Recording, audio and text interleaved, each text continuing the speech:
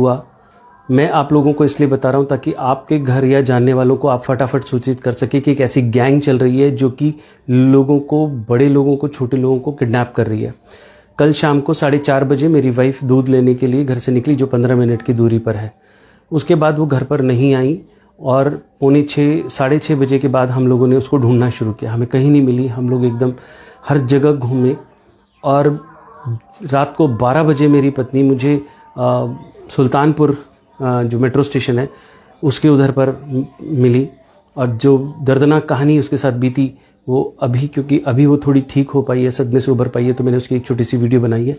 वो आप लोगों के लिए मैं नीचे डाल रहा हूँ, उसे ज़रूर देखें और ज़्यादा से ज़्यादा लोगों को सर्कुलेट करें और दिल्ली में बताएं कि अपने बच्चों को, अपनी पत्नियों को सेफ रखें और किसी भी अनजान आदमी से कोई भी चीज़ न लें, न देखें, न बात करें। Thank you so much.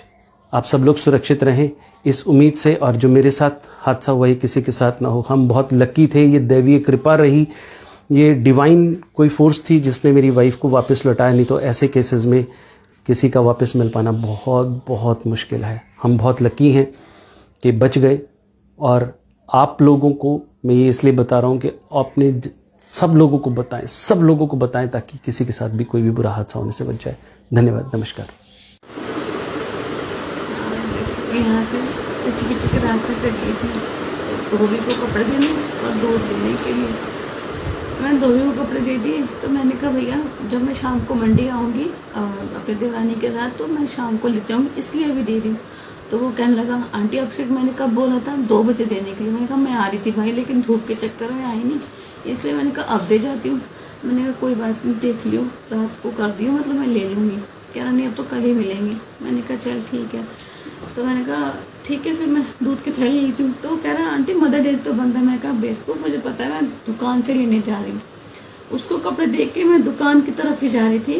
वो जो गली है वहाँ से ही, मतलब यहाँ से पार करके मैं गई हूँ। 2 औरतें उतरी हैं, कह रही अरे ये देखो नवरात्रे चल रहे हैं, माता रानी की माला देखो। जो उसमें से खुशबू आ रही थी वो इतनी अच्छी थी।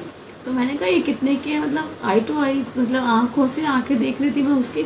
तो कह रही अरे दिख जाएगा, आप देख लो, अंगूठियाँ हैं, माला है। मैंने कहा अच्छा। वो बात ऐसा लग रहा था जैसे कि वो मुंह में कुछ बोल सी रही है, मतलब अब मुझे नहीं मालूम, कुछ मतलब बात तो कर रही थी, लेकिन जैसे मंत्र पढ़ते हैं या कुछ बोलते ना, ऐसा लगा था मुझे कुछ बोल भी रही है, मतलब। पर मेरे को होंठ उसके बोलते हुए कुछ नज़र से आ रही थी। फिर मैं देख रही थी, फिर मेरे को ऐसा लगा जैसे पता नहीं मैंने कोई अपनी नींद की दवाई खाती ना मैंने कहा हाँ। कह रही आप और भी देखो, आप आओ देखो यहाँ पे कितना सारा माल रखा हुआ है गाड़ी में, देख आप एक बार देख लो, नहीं पसंद आएगा तो रेट भी लग जाएगा। मैंने कहा ठीक है आप देखो। बस उसने मुझे बिठाया बड़े प्यार से एकदम से, और खुद मेरे साथ में बैठ गई, और उसने तो दरवाज़ा कर लिया बंद। मैंने कहा हाँ ठीक है करके ना, मतलब फिर मैंने कहा मेरे को समझ ही नहीं आ रहा था मुझे कि मैं क्या। मैंने कहा हाँ। फिर कह रही ये लो माला। उससे मुझे माला भी दिखाते दिखाते मेरे हाथ में दी थी माला भी, और खुशबू आई जाती, मुझे बहुत प्यारी खुशबू आती, इतनी अच्छी चीज़। सुनते रहो। फिर मैं गई, मैं होश में थी भी और नहीं भी थी। फिर मैं गई ऐसे एक ने इस साइड से पकड़ रखा था, एक ने इस साइड से। अब सीढ़ियाँ में से चढ़ी ना जाए, मेरी हड्डी में दर्द हो रहा। वैसे डॉक्टर ने भैया ये भी बोल रहा है कि मुझे डॉक्टर ने मना कर रखा। ये वाली मैंने बेल्ट लगा रखी थी। और मैं ये भी बोल रही हूँ मुझे डॉक्टर ने, मुझे होश तो था नहीं, मतलब ऐसे था। मैंने कहा मुझे डॉक्टर ना बना, ऐसे में था। मैंने कहा मुझे डॉक्टर ने मना कर रखा है सीढ़ी चढ़ने के लिए, मैं सीढ़ी नहीं चढ़। हाँ ठीक है कोई नहीं करके मुझे वो लोग, जहाँ तक मेरा ख्याल है वो बहुत काफ़ी ऊपर तक ले गए। दरवाज़ा खोला, इतना गंदा घर, मतलब गंदा, मतलब दीवारें जैसे हमारी तो ऊँचे बड़ी नीची सी दीवारें सी थी। और जैसे ही मैं दरवाज़ा खोला, एक कमरा था छोटा, इससे थोड़ा सा छोटा था।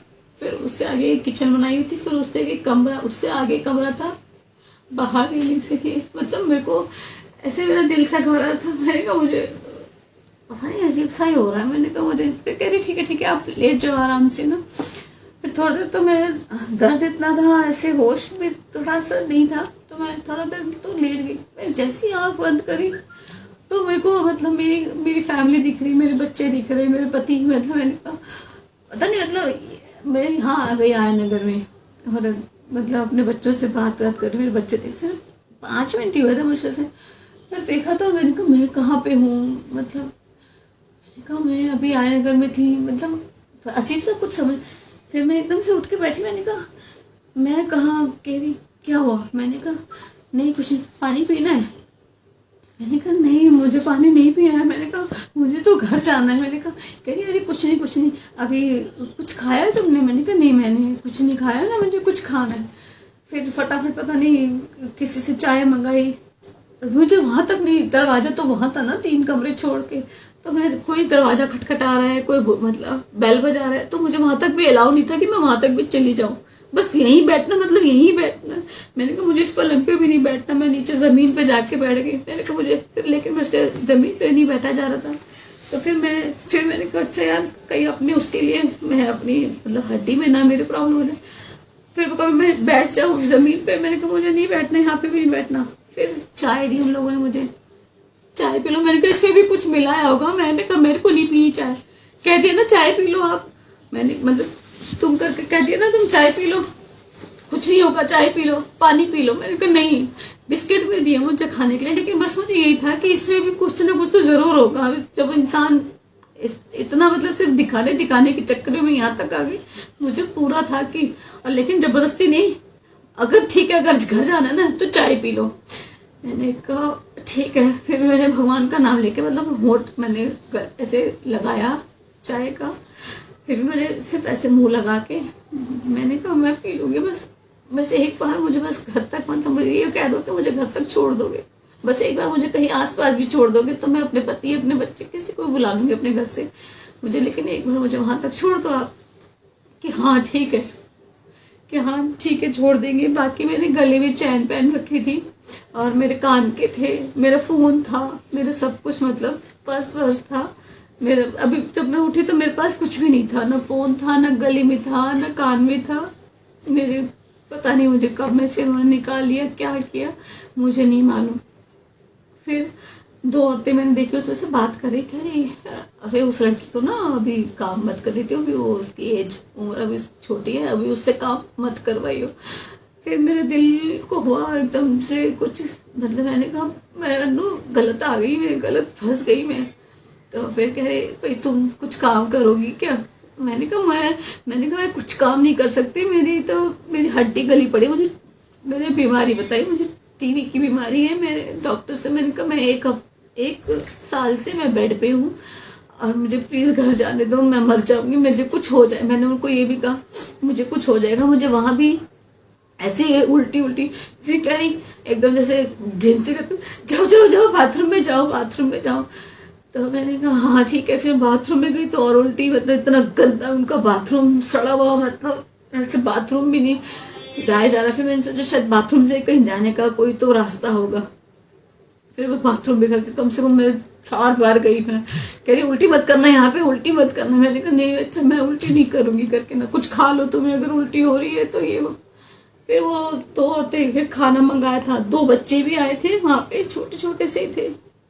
2 बच्चे आए, वो 2 आदमियों से बात करने लग गई, वो खाने खुने के चक्कर में मैंने लिया माता रानी का नाम। मैंने कहा देखी जाएगी, अगर पकड़ी गई तो भी देखी जाएगी, क्या करेंगी ज़्यादा से ज़्यादा, और अगर थोड़ी सी हिम्मत करी तो मैं बस आराम से दबे पाऊँ।